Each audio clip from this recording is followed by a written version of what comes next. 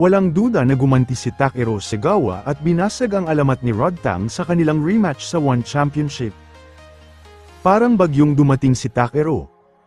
Sa round 1 pa lang ay 2 beses niyang pinatikim ng knockdown ang Iron Man.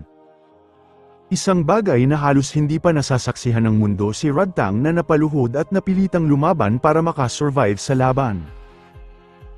Pero kilala natin si Rodtang na hindi basta sumusuko, bumangon siya at sumugod ulit sinubukang ibalik ang bangis niya sa gitna ng ring.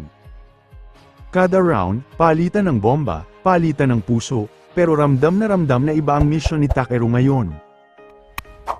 Hindi lang manalo, kundi tapusin ang kwento nila. Mas mabilis at mas matalas, mas calculated, parang predator na hindi titigil hanggat hindi bumabagsak ang target. At sa huli, dumating ang sandaling yun. Round 5, sunod-sunod na malilinis na tama, wala nang sagot si Rodtang at na TKO at tuluyang bumagsak ang hari, at umangat ang bagong bangis ng division.